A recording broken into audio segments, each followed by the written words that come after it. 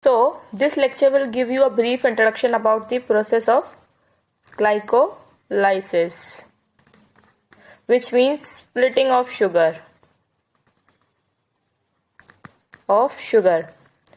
So, this process widely occur in microorganisms as well as in animals and plants.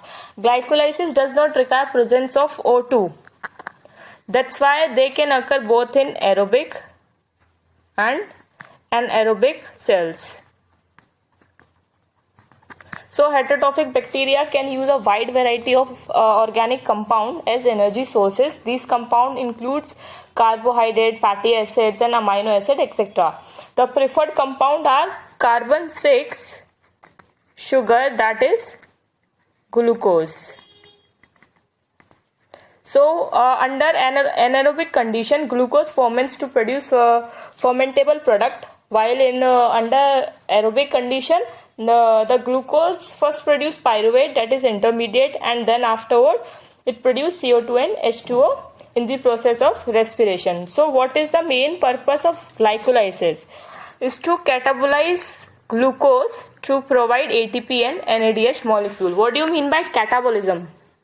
Catabolism is a degradative phase of metabolism in which organic nutrient molecules are broken down into simpler sugar. So this pathway is also known as Embden-Meyerhof pathway, as it was discovered by Gustav Embden and Otto Meyerhof in 1930.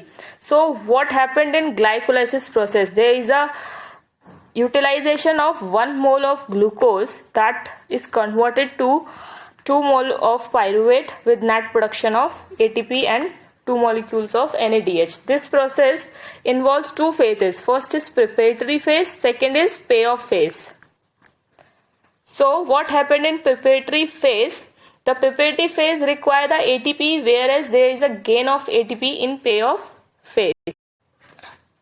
So this is a whole process where glucose is converted to dihydroxyacetone phosphate in preparatory phase, and glyceraldehyde 3 phosphate is used as a substrate to produce pyruvate in payoff phase, and in this there is a production of ATP, while in preparatory phase there is a utilization of ATP to form ADP, and here ADP is used to produce ATP. So what is happening in preparatory phase? So first step is phosphorylation of glucose. In this process, glucose is phosphorylated at carbon 6 by ATP to yield glucose 6 phosphate. This is an irreversible reaction that is catalyzed by enzyme hexokinase, which require a divalent metal such as magnesium and manganese for its activity. So 1 ATP molecule is consumed in this step. So phosphorylation play 2 important roles. It results in negative charge on glucose 6 phosphate, due to which it cannot diffuse through the membrane, and also the addition of phosphoryl group destabilize glucose that facilitate it for the metabolism. So this is the only reason why glucose 6 phosphate cannot go outside of the cell, because of the negative charge of phosphate in glucose 6 phosphate. So this is the first priming reaction that involve the conversion of glucose to glucose 6 phosphate, which what happened at the 6th carbon, the OH group, the phosphate is attached to the 6th carbon of the glucose. So here are some properties of hexokinase. Hepatocytes and beta cells of the pancreas also contain a form of hexokinase that is called glucokinase. So these hexokinase and glucokinase are isoenzyme. Glucokinase present in the liver and beta cells of the pancreas. So the second step is isomerization. So what is isomerization? It is some change in the structure. So glucose 6 phosphate, which is an aldolase, is isomerized reversibly to fructose 6 phosphate. Okay, so the aldose sugar is converted to ketose sugar using enzyme phosphoglucoisomerase. So the rearrangement of the carbonyl and the hydroxyl group at carbon 1 and carbon 2 is necessary for the next two steps. So what is happening here? So here glucose 6 phosphate is converted to fructose 6 phosphate. So the next step is phosphorylation. This represents the first committed step, or we can say second priming reaction. So ATP is used in phosphorylation of fructose 6 phosphate to form fructose 1,6 bisphosphate in the presence of phosphofructokinase. So what is happening with the structure? So this CH2OH and this CH2OP. So also this first carbon is converted. So there is a rearrangement of carbonyl and hydroxyl group at C1 and C2. So this is also converted to CH2O phosphate. So there is a addition of phosphate group using an enzyme phosphofructokinase. So next step is cleavage. So here 6 carbon fructose 1,6 bisphosphate is cleaved to yield two different 3 carbon molecules, glyceraldehyde 3 phosphate and dihydroxyacetone phosphate by fructose 1,6 bisphosphate aldolase, or simply we can say aldolase.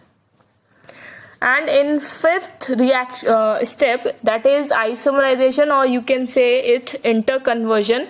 So what is happening? DAHP, that is dihydroxyacetone phosphate, is isomerized to form glyceraldehyde 3 phosphate, and this reaction was done in the presence of triose phosphate isomerase. So here is the reaction where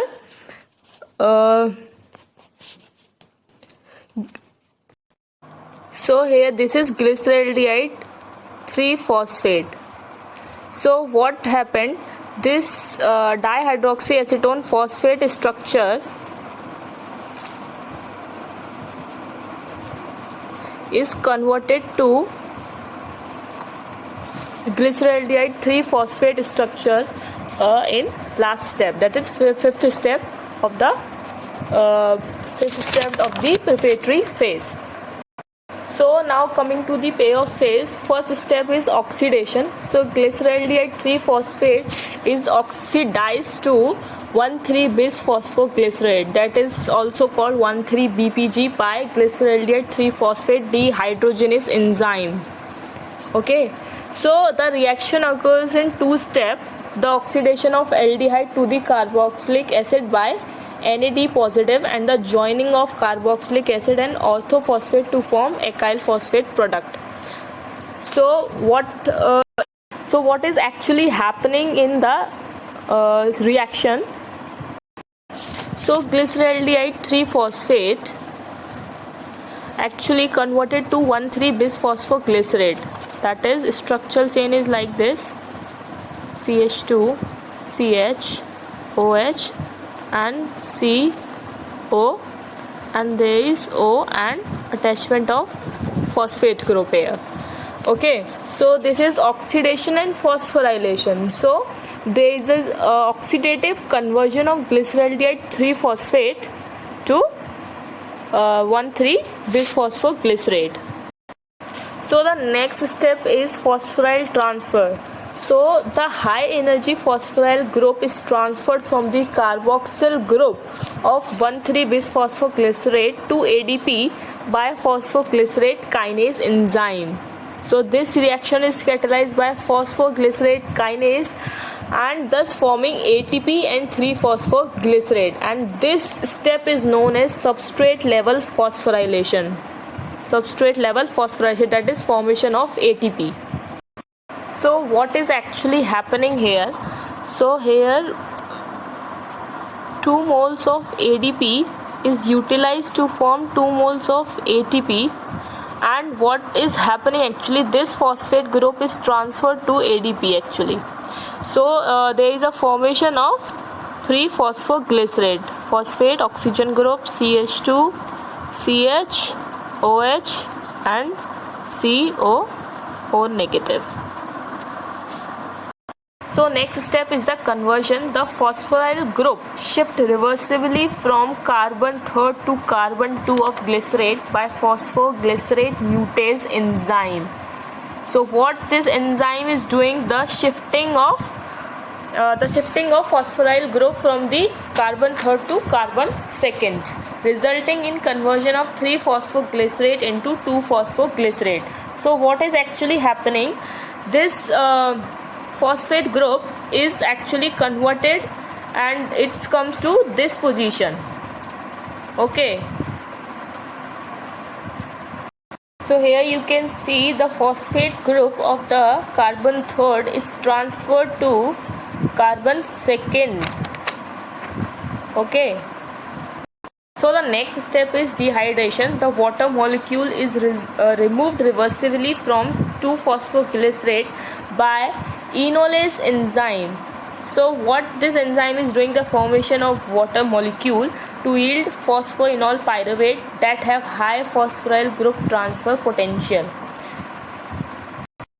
So what is actually is happening here, this 2-phosphoglycerate is converted to phosphoenol pyruvate and there is a removal of 2 molecules of water, and the structure of phosphoenol pyruvate is like this: CH2, it will come to double bond, phosphate molecule, and it is like this. So there is a production of water molecule.